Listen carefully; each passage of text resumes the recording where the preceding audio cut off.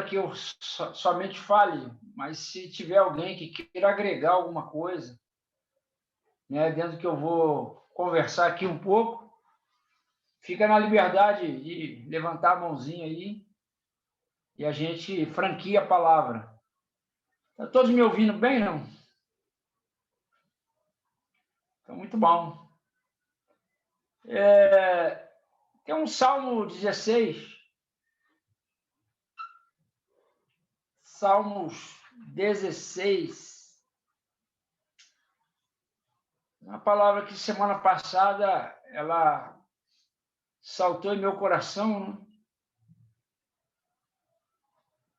Salmo 16, o verso 1, 2 e 3. Nós vamos ler. Guarda-me, ó Deus, porque em ti me refugio. Digo ao Senhor, tu és o meu Senhor. Outro bem não possuo, senão a ti somente. Quanto aos santos que há na terra, são eles os notáveis, nos quais tenho todo o meu prazer.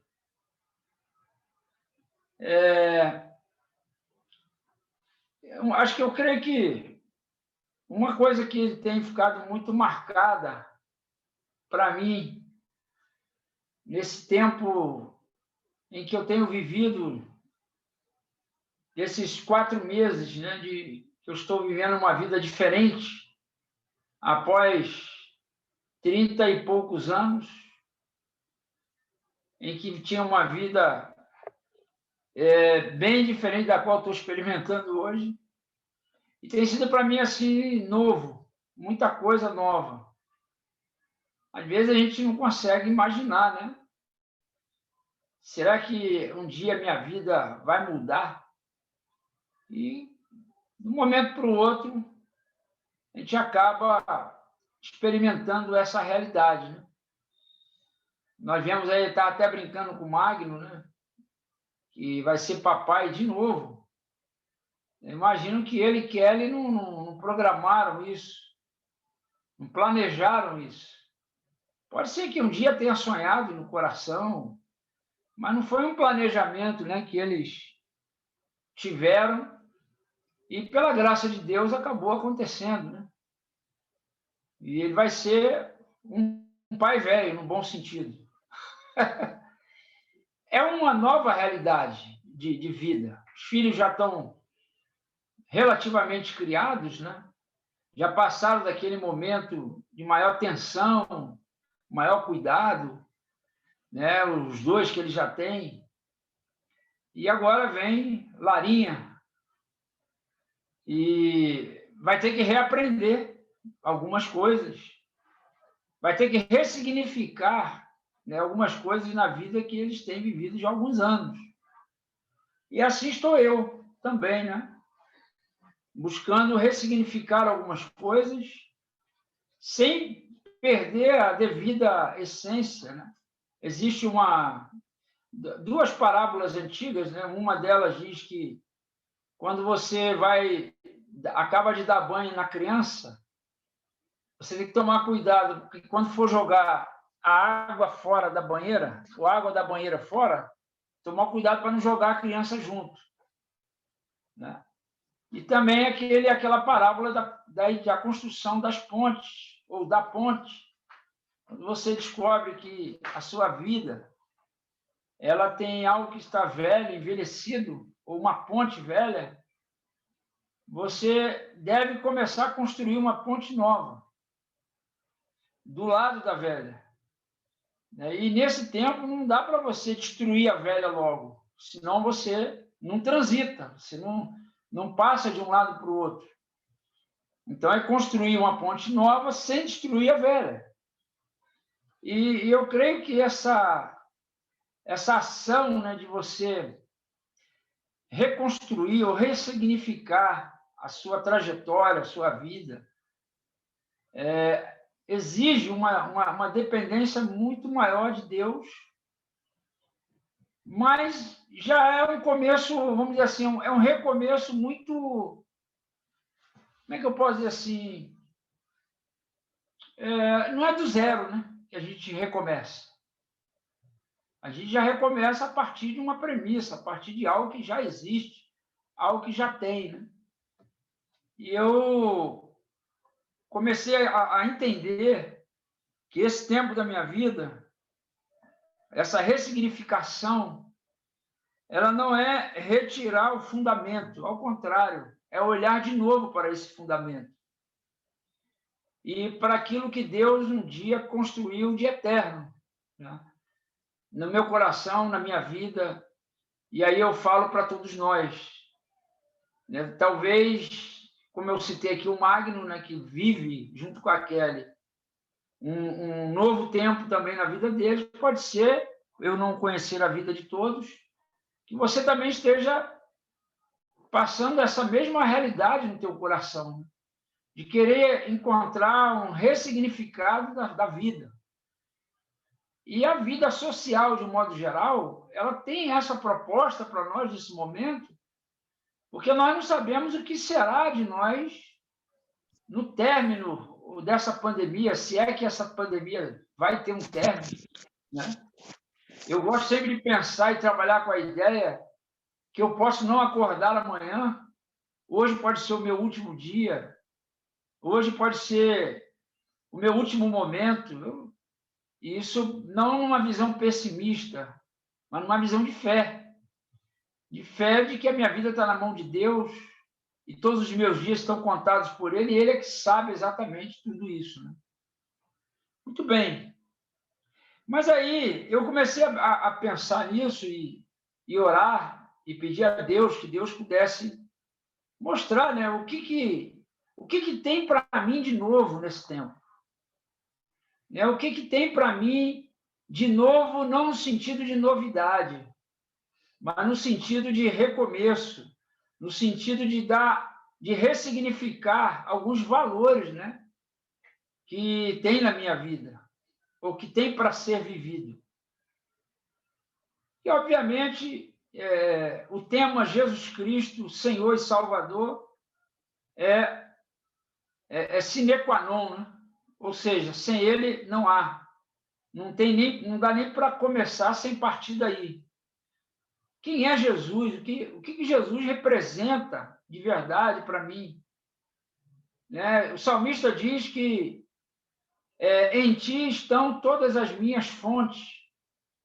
E eu comecei a ver que na minha vida pessoal, né, dentro desse ressignificar, desse recomeçar, eu trazer de volta o significado de quem Jesus é no meu coração.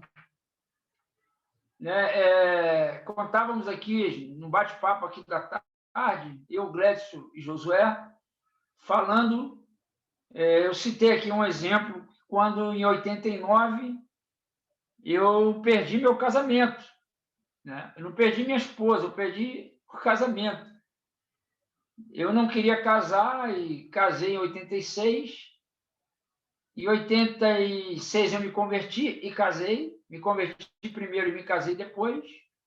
E casei, inclusive, devido à conversão. Senão, acho que eu não teria casado. 88, meu filho nasceu. 89, nós nos separamos. E a proposta era partir para o divórcio. E eu me lembro que, orando a Deus, eu falei com Deus sobre isso, da minha frustração, onde eu tive a percepção, creio que da parte de Deus, que Jesus não era mais na minha vida o meu tudo. O meu tudo era a minha família, era a minha casa. O meu tudo era meu casamento e meu filho, que só tinha o Felipe na época, né? E eu entendo que, como Deus não compete, eu não acredito que Deus ele entra numa competição. Eu creio que Deus permitiu eu experimentar aquela derrota da família ou do casamento, né? O fracasso.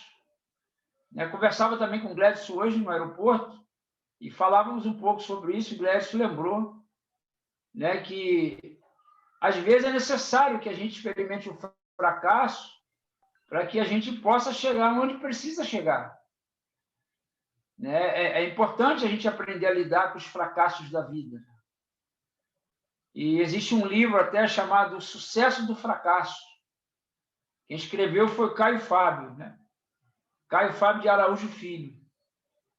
E nesse livro ele fala um pouco sobre isso. E eu experimentei esse fracasso do casamento, da família, em 89. E esse fracasso me fez ter um sucesso, porque foi a porta de entrada para eu enxergar que a minha base não era Jesus. A minha base era a família. Que, diga-se de passagem, é uma base legítima. Ou melhor, não é uma base legítima, é algo legítimo, né? É algo saudável, né? Mas como nós vemos na Bíblia que muitos de nós, ou muitos dos nossos irmãos antepassados, eles fracassaram em cima de virtudes e de coisas legítimas, né? Assim somos nós também. E Deus não nos livra de fracassos. Ao contrário, às vezes, o próprio Deus permite fracassos, para que nós possamos ter essa ressignificação e voltarmos para a origem, para a base correta, né, que é Jesus Cristo. E eu não penso diferente que no meio do sofrimento da vida e dessa pandemia, o objetivo de Deus, ou um dos objetivos de Deus em permitir tudo isso, é nos fazer refletir e nos levar de volta a esse fundamento, que é, vou ser redundante, fundamental para que a nossa vida continue a glorificar a Deus dentro do propósito que Deus tem. E o salmista diz aqui: guarda-me, ó Deus, porque em ti me refugio. Então, ele está falando, em ti me refugio. Então, Jesus, ele, de verdade, ele é o meu refúgio. Isso é simples de você verificar.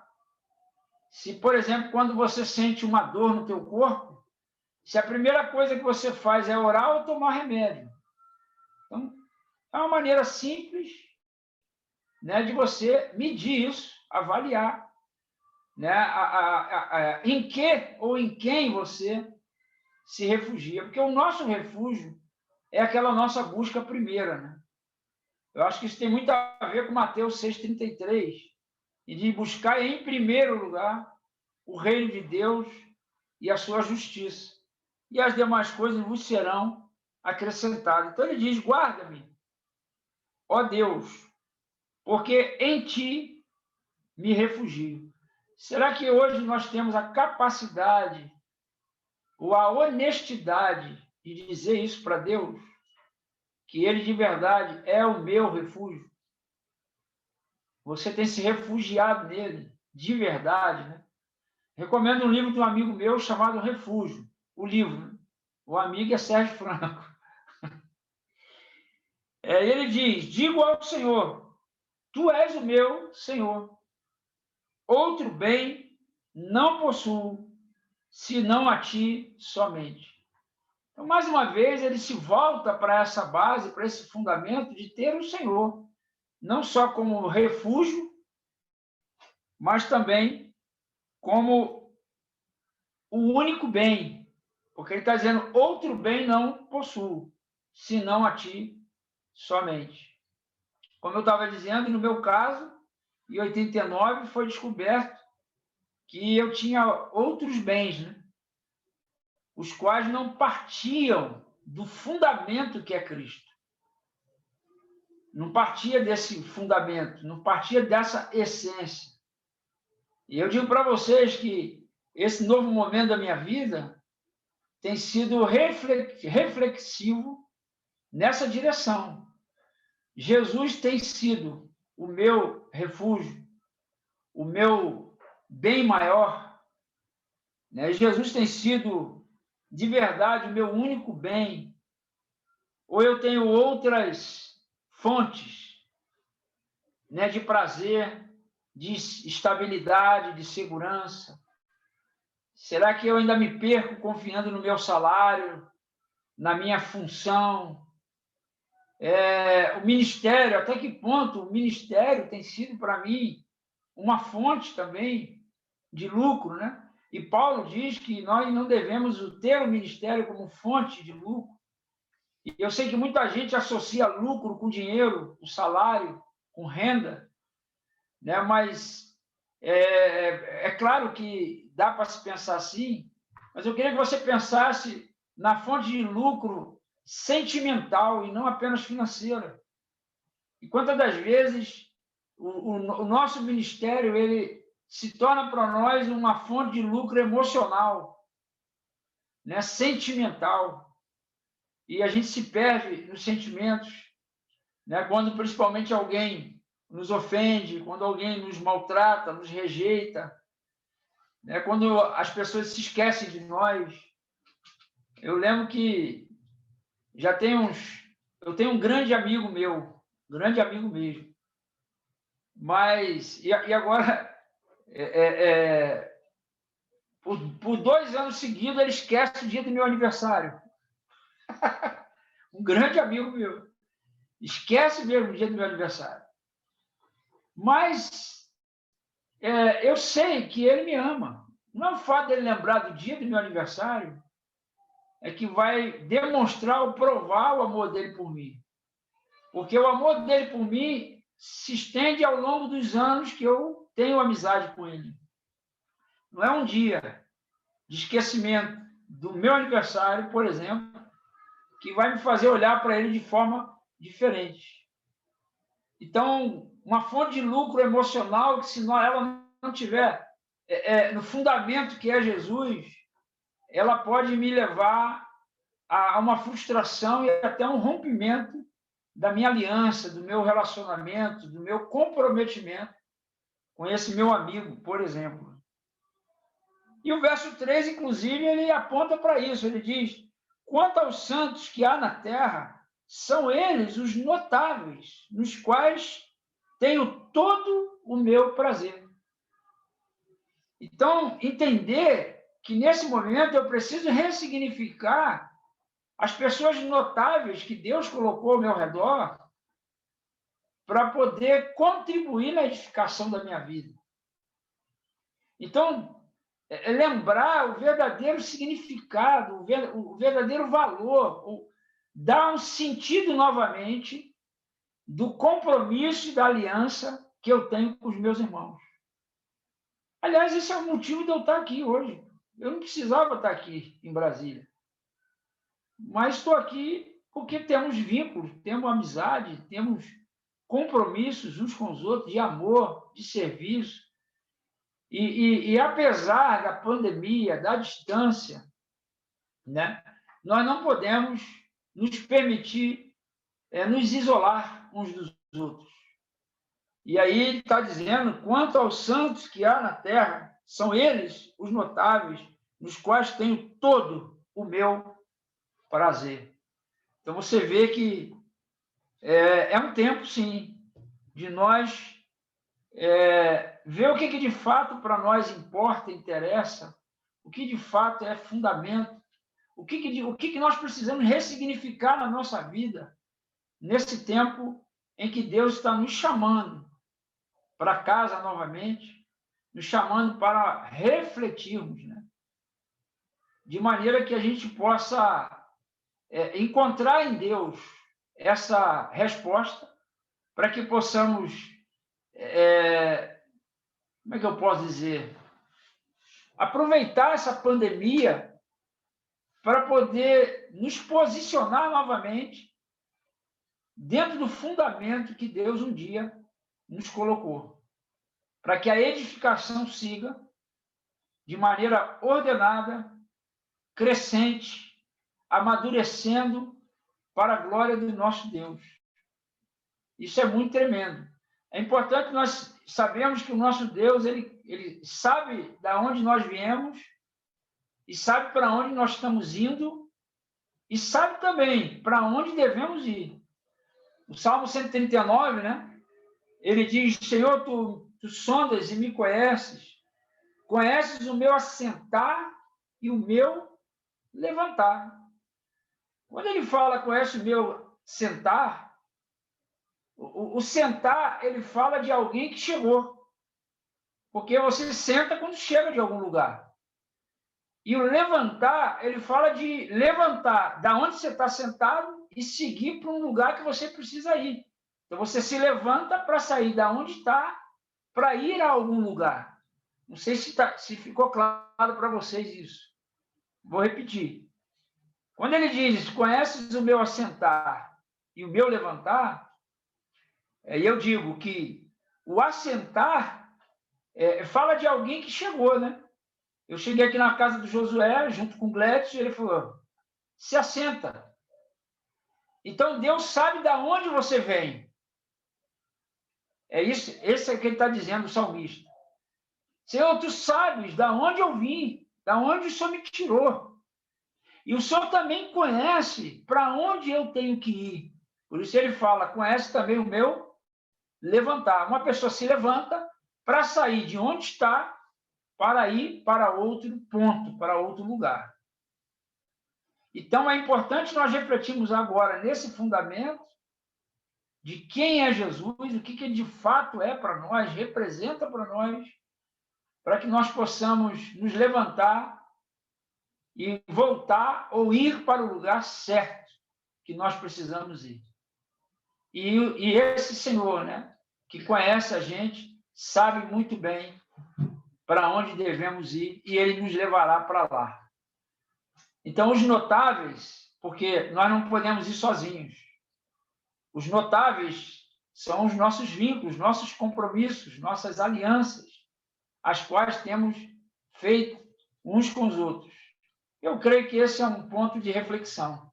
Bom, eu abro aí para discussão, eu abro aí para se alguém quiser falar alguma coisa, fique à vontade.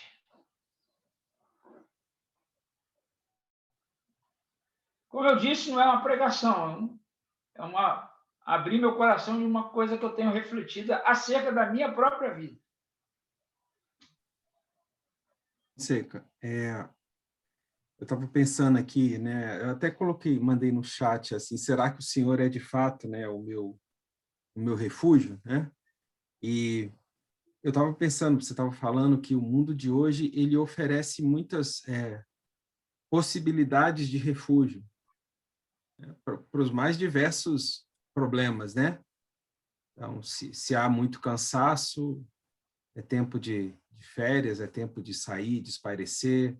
Se há mente cheia, né? Cheia de trabalho, cheia de situações difíceis, tem distração, tem televisão, enfim, o mundo oferece várias alternativas de refúgio, né? Parece uma concorrência, né? com o próprio Deus, né? O diabo parece que ele procura assim uma tangente, um caminho alternativo e propõe alguns refúgios, né, para a nossa vida, quando de fato o nosso refúgio precisa realmente estar em Deus, né? Estar no Senhor. É isso mesmo. Inclusive, eu tenho descoberto no meu coração algumas vaidades. E não é à toa que Salomão, o homem sábio da Bíblia, no final de tudo, reconhece que tudo é vaidade. Eu não estou querendo atrair para mim essa virtude de sábio, mas estou falando de um sábio que disse. E algumas vaidades no meu coração que Deus tem revelado nesse momento que se iniciou na minha vida há 3 anos e meio e que culminou num tempo em que todos nós estamos juntos dessa pandemia. E eu creio que Deus deseja, amados, nos ressignificar no nosso coração, na nossa entrega, na nossa comunhão com Ele uns com os outros, dando devido valor a tudo isso, ou relembrar o devido valor que tem tudo isso para nós, para que nós possamos, sim, no término dessa pandemia, ou quiçá, né, ela não termine, não acabe, nós possamos viver uma vida acima da mediocridade. Tem outro livro de um amigo meu chamado Como Viver Acima da Mediocridade. Sérgio Franco também. Porque a palavra medíocre, ela tem a ver com a média. O que a média vive? Então, viver acima da mediocridade é viver acima da realidade do que a média propõe. E é natural que nós nos inclinemos para aquilo que a média propõe. É natural isso. Mas nós não somos mais homens naturais. Nós somos homens, seres espirituais. Então, precisamos viver acima. E para viver acima, nós temos que estar no fundamento certo. E essas vaidades que Deus tem revelado no meu coração, como citei, vaidade ministerial, vaidade emocional, né, de ficar preocupado com o que as pessoas vão pensar, querer, a frustração de ser esquecido, né? Que, como eu falei desse meu amigo que esqueceu 2 anos seguidos do meu aniversário, o primeiro ano foi frustrante para mim, mas o segundo ano eu já aprendi. Falei, opa, até porque quando você passa um deserto e você não aprende o que precisa, pode ficar tranquilo, você vai passar de novo. Isso não é uma maldição não, tá, gente? Isso aí nem profecia, é certo isso. Porque a obra que Deus tem para fazer na nossa vida é necessário isso. Não tem para onde correr. Em Fonseca, quando você estava falando, né, desse tempo, das coisas que o Senhor está querendo nos fazer enxergar, né, arrancar do nosso coração, fazer voltar, né, a dependência dele, eu lembrei daquele versículo, né, que fala que a terra vai se encher do conhecimento da glória de Deus.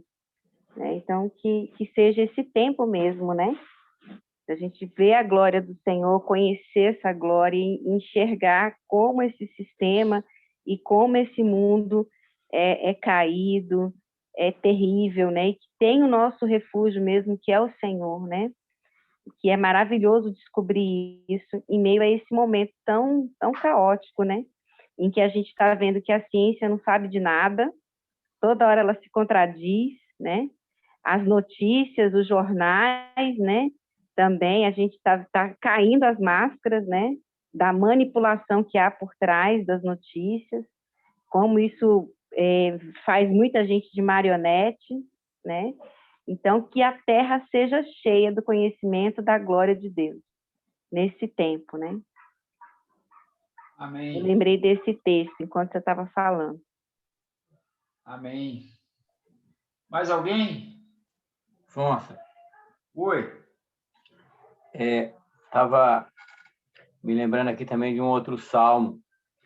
E os salmos, na sua maioria, quase todos eles, foram escritos, independente se foi Davi que escreveu, Asaf ou qualquer um outro irmão que escreveu. Mas, geralmente, as pessoas escreveram esses salmos assim, dentro de um contexto que estavam vivendo à época, né?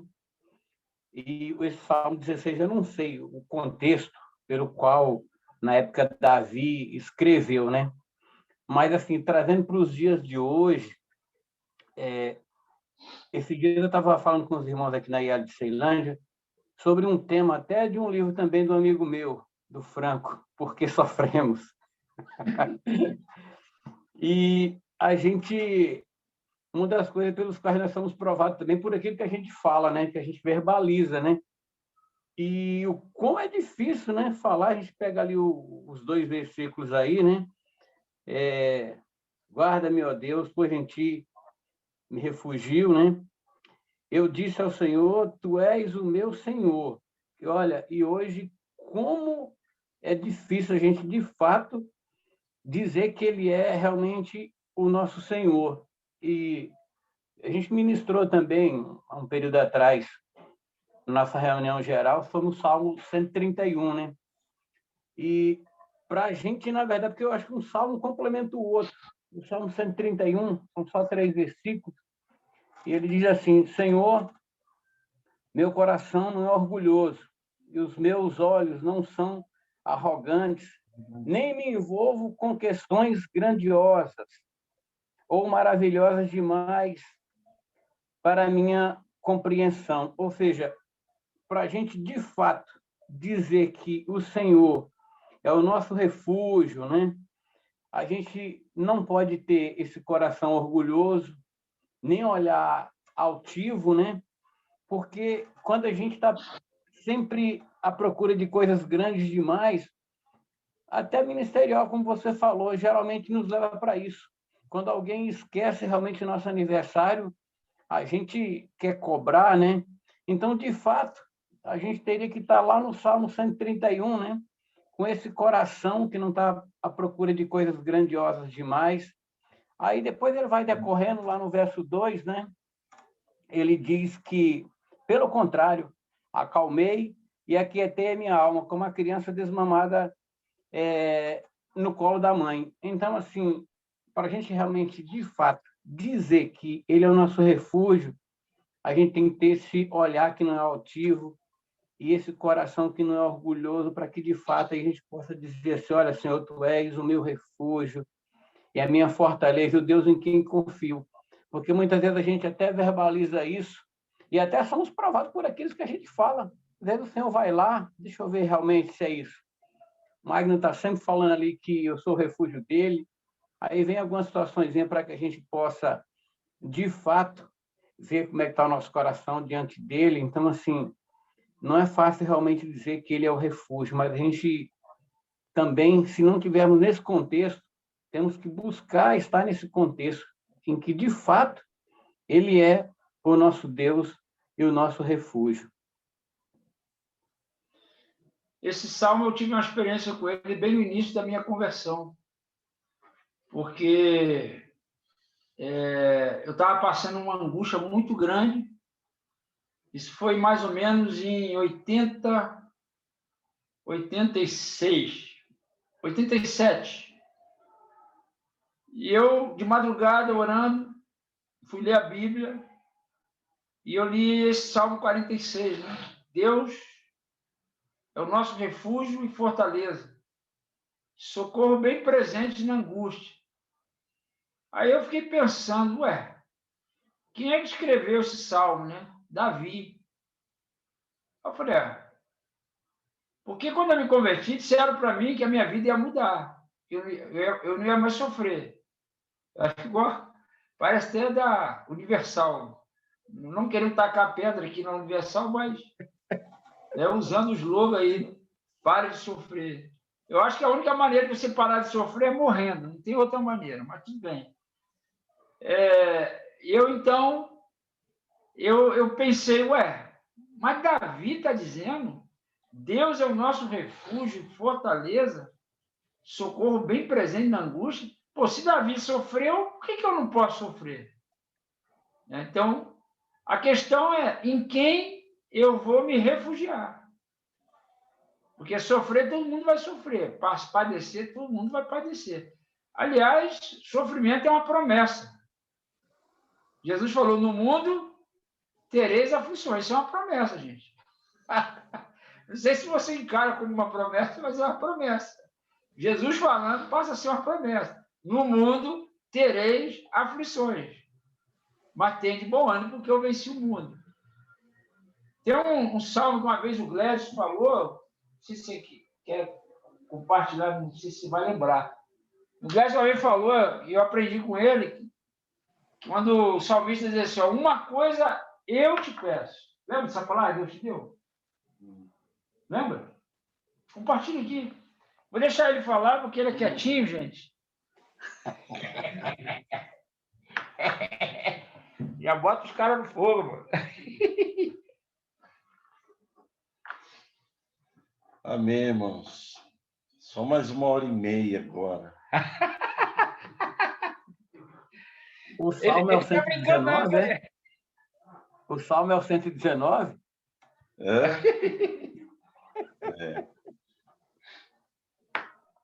Mas, na verdade, irmãos, quando a gente olha para o coração de Davi, né? ele era um rei e ele chega a uma conclusão quando ele escreve, né? Uma coisa eu peço ao Senhor e eu vou buscar isso, né? Que eu possa habitar todos os dias na tua presença, né? Ele entendeu que, na verdade, o nosso alvo é a presença de Deus. Tudo que a gente precisa está nele. Toda a nossa fonte está no Senhor, né? Já que a gente está falando de salmo, né? A quem tenho eu no céu, além de ti? E na terra, não há outro que eu queira mais do que o Senhor. E nesse tempo, a única coisa que nos basta é a presença de Deus, irmãos. É saber que se nós temos a presença dele, a gente tem tudo. A gente tem tudo, nada nos falta, né? E há uma esperança para nós. Eu penso que tem um ponto na vida do cristão que ele faz parte do evangelho, mas a gente fala muito pouco, que é a nossa esperança na ressurreição. Quando Jesus voltar, nós não vamos ser um monte de espírito que vai ficar voando, entendeu? Não, nós vamos ter um corpo glorificado. Aleluia. Aqueles que morreram em Cristo vão ressuscitar. E aqueles que estiverem vivos vão receber um corpo glorificado. E a esperança da ressurreição, ela é parte do evangelho. Se a gente fala da cruz, é verdade, mas a ressurreição dos mortos é parte do evangelho. Por que, amados, que a ressurreição é parte do evangelho? Eu vou dizer para você por quê. Porque em 1 Coríntios 15, quando Paulo fala sobre a ressurreição, ali a gente tem o cumprimento e a concretização na nossa vida da aniquilação total do pecado. Quando ele diz: onde está a morte, a sua vitória, onde está a morte, o seu aguilhão, né? E qual é o aguilhão da morte, senão o pecado? E ali, na ressurreição, é onde nós vamos receber, né, a vitória plena sobre o pecado.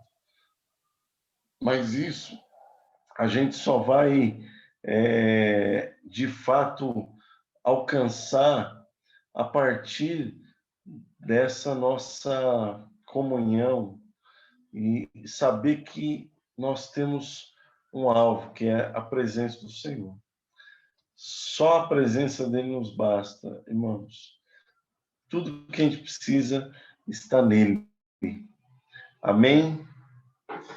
É isso. Amém. Deixa a Fonseca entrar aqui.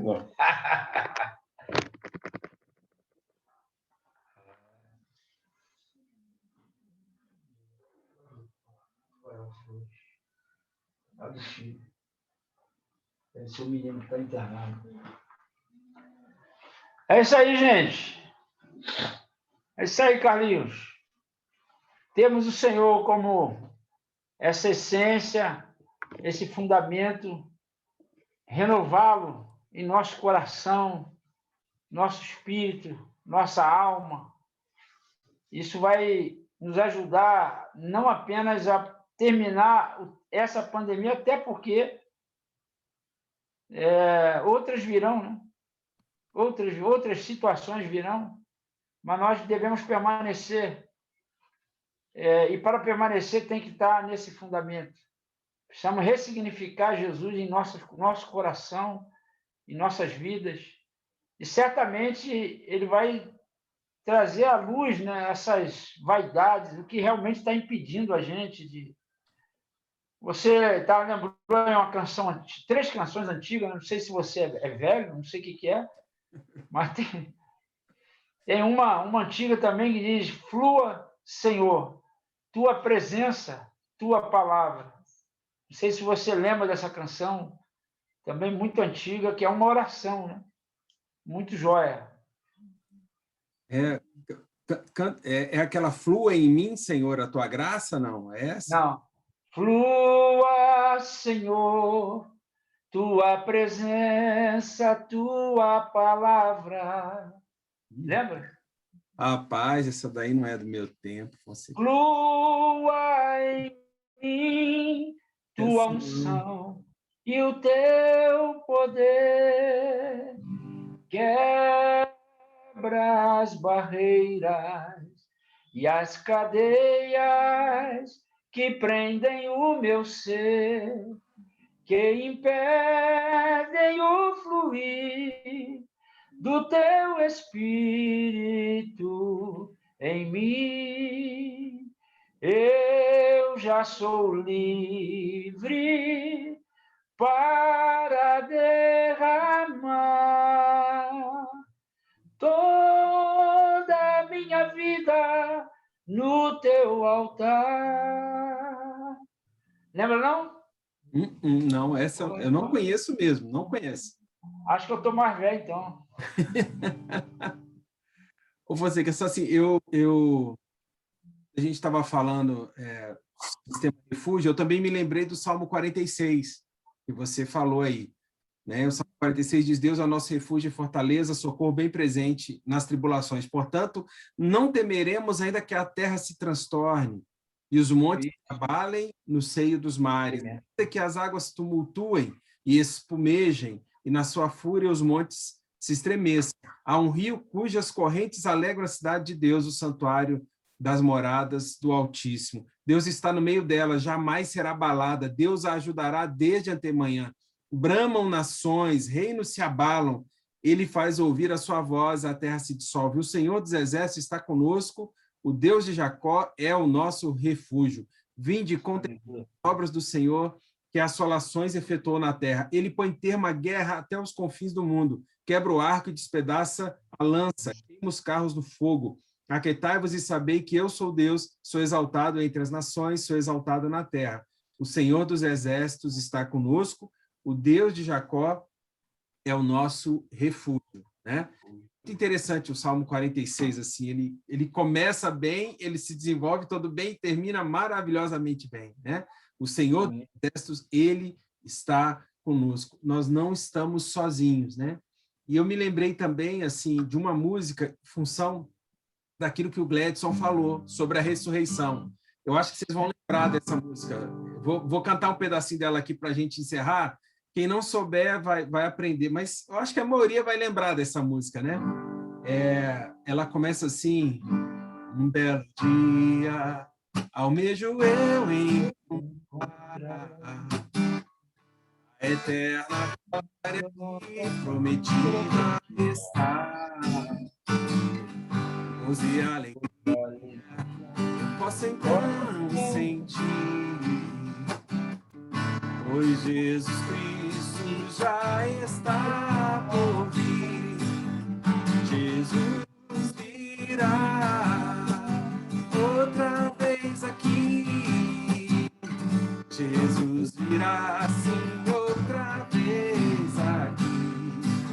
Por isso todos juntos em um só louvor cantemos, cantemos todos, Ele é nosso Senhor. Ele veio ao mundo para ser mártir da paz. Ele foi tentado, não pecou jamais. A sua vida foi exemplo de amor. Por isso canto, Ele é o nosso Senhor. Prepara então. Jesus virá outra vez aqui. Jesus virá sim outra vez aqui. Por isso todos juntos em um só louvor